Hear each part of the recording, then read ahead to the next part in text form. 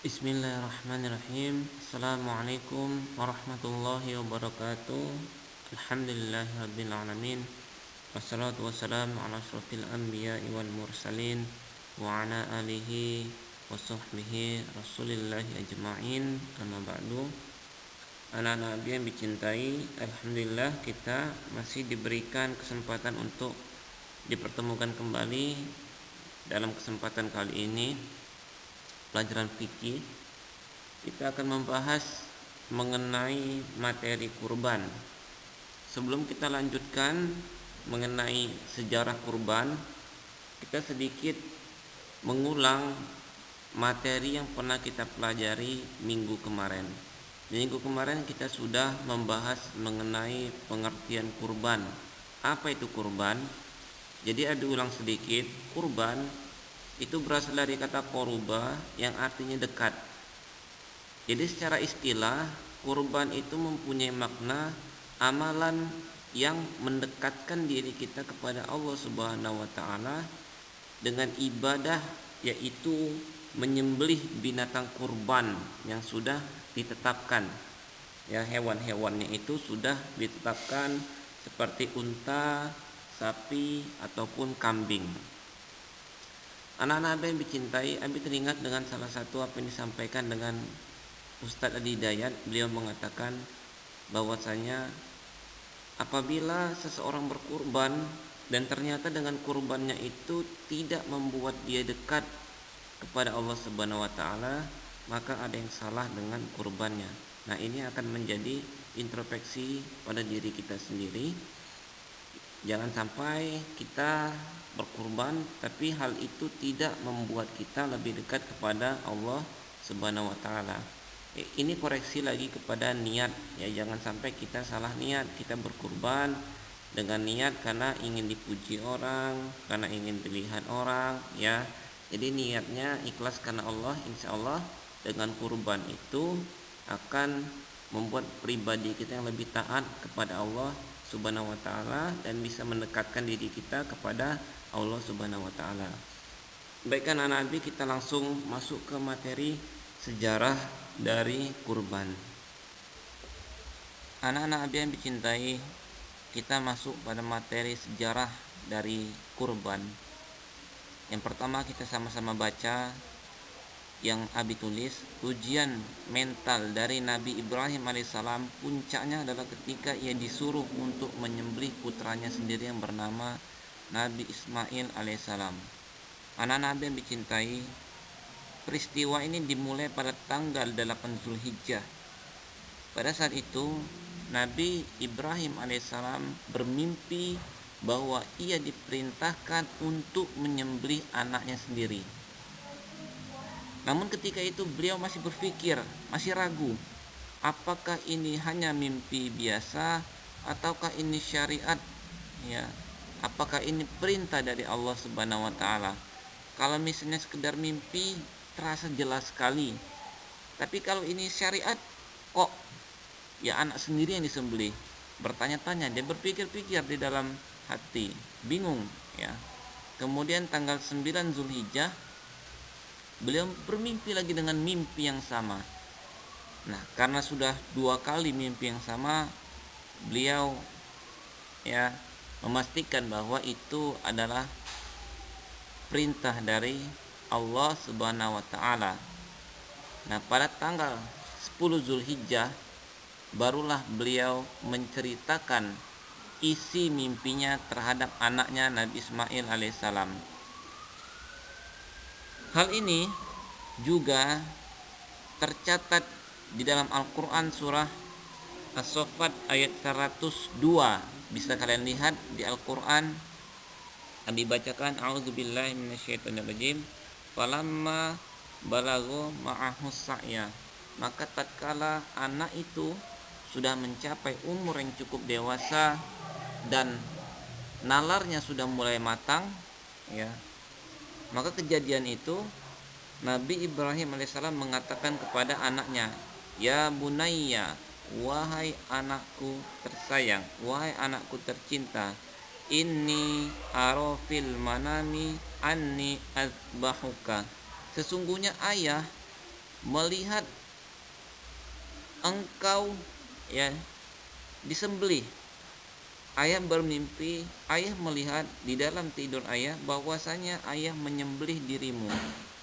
Nah, tetapi Nabi Ibrahim alaihissalam ya bertanya kepada anaknya, meminta pendapat kepada anaknya. Apa kata Nabi Ibrahim alaihissalam? Fanzur madza taro, maka bagaimanakah pendapatmu wahai anakku? Anak Nabi mencintai, mimpi dari Rasul itu adalah wahyu. Maka ketika bermimpi bisa saja dengan predikat kerasulan ya Nabi Ibrahim alaihissalam, maka beliau langsung mengatakan kepada anaknya, wahai anakku, ada syariat yang memerintahkan aku untuk menyembelih leher anakku, yaitu engkau. Maka ikut aku, saya akan menjalankan syariat ini. Bisa saja Nabi Ibrahim alaihissalam mengatakan hal itu kepada anaknya, ya karena mimpinya adalah wahyu. Tapi tidak seperti itu. Ya, Nabi Ibrahim alaihissalam memberikan kesempatan bertanya kepada anaknya, fanzur madza taro, bagaimana pendapatmu wahai anakku. Ya. Nah, hikmahnya adalah anaknya mengatakan sesuatu hal yang luar biasa, dan ini terusan dari ayat ini ya yang dikekalkan di dalam Al-Qur'an. Jadi anak Nabi, apa kata Nabi Ismail alaihissalam? Ya abati, wahai ayahku yang terhormat, yang aku hormati, wahai ayahku yang aku cintai, if'al ma tu'mar, kerjakanlah apa yang telah diperintahkan oleh Allah kepadamu. Satajiduni insyaallahu minas sabirin, maka dengan hal itu insyaallah engkau akan mendapati aku termasuk orang-orang yang sabar. Maka perhatikan anak Nabi, apa yang dikatakan oleh Nabi Ismail alaihissalam ini meyakini bahwa apa yang diperintahkan oleh ayahnya itu adalah syariat, adalah hukum. Maka tanpa ragu dan tanpa takut beliau rela untuk disembelih, rela untuk dipotong ketika itu. Nah, jawaban dari Nabi Ismail alaihissalam ini yang sangat bagus ini tercatat di dalam Al-Quran, dan itu bisa kita baca. Baik anak Nabi, kemudian setelah Nabi Ibrahim alaihissalam mendapati jawaban dari anaknya, Nabi Ismail alaihissalam yang sudah ikhlas, yang sudah mau melaksanakan apa yang dimimpikannya, maka diperintahkan istrinya Siti Hajar untuk siap-siapin Nabi Ismail alaihissalam.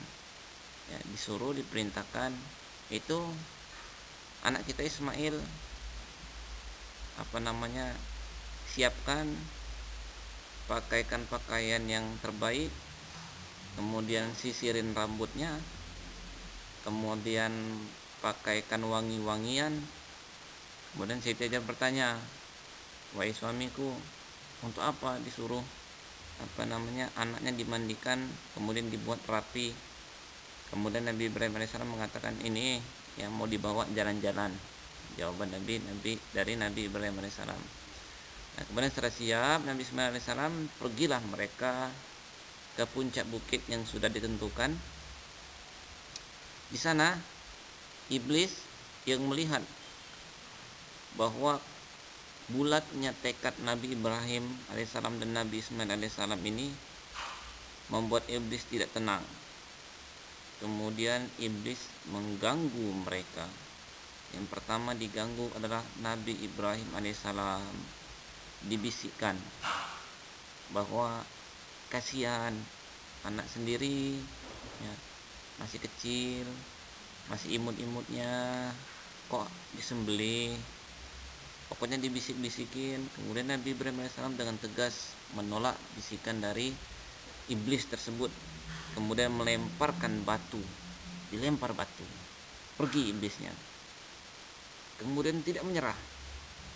Iblis tersebut pergi ke istrinya dari Nabi Ibrahim AS. Dibilang, sama iblis. Tahukah kamu, Ibrahim itu bawa Ismail bukan untuk jalan-jalan, tapi untuk dipotong, untuk disembelih, perintah dari Tuhannya, kata iblis.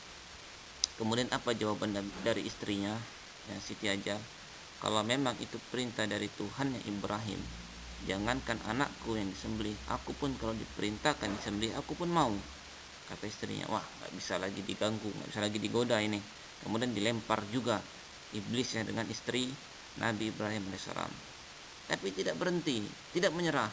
Ya, setelah gagal membujuk Nabi Ibrahim alaihissalam, gagal juga membujuk istrinya, kemudian dibujuknya Nabi Ismail, dibujuknya, ditakut-takutinnya. Kemudian Nabi Ismail alaihissalam juga menolak bujukan dari iblis, kemudian dilemparkan juga dengan batu. Kemudian dari kisah ini diangkatlah sebuah hukum ketika haji yang namanya melempar jumroh. Nah, ketika iblis sudah tidak bisa lagi yang membujuk mereka, artinya kebulatan tekad dari Nabi Ibrahim alaihissalam dan anaknya sudah bulat, sampailah mereka di atas bukit. Ketika itu Nabi Ismail alaihissalam sudah diikat tangan dan kakinya, tidak bisa gerak lagi, tidak bisa lari lagi. Kemudian dibuka bajunya, sudah siap-siap. Nabi Ismail alaihissalam sudah menyerahkan lehernya. Kemudian Nabi Ibrahim alaihissalam juga sudah siap untuk mengangkat pedang yang sangat tajam. Ketika kedua-duanya sudah sampai pada titik akhir, sudah sama-sama rela dan menyerahkan semuanya kepada Allah, sudah sama-sama ikhlas, ya, maka ketika detik-detik terakhir Nabi Ibrahim alaihissalam mengayunkan pedangnya, maka di saat itulah Jibril alaihissalam menahan pedang dari Nabi Ibrahim alaihissalam, kemudian digantikan Nabi Ismail tadi dengan domba yang gemuk. Dari sanalah anak-anak Ali asal mula dari sejarah kurban yang sampai saat ini masih kita laksanakan setiap tahunnya setelah melaksanakan sholat Idul Adha. Baiklah anak-anak Abi, itu saja yang dapat Abi sampaikan. Semoga ada manfaatnya. Wallahu a'lam bishawab. Kurang lebih Abi mohon maaf. Wabillahi taufiq wal hidayah. Assalamualaikum warahmatullahi wabarakatuh.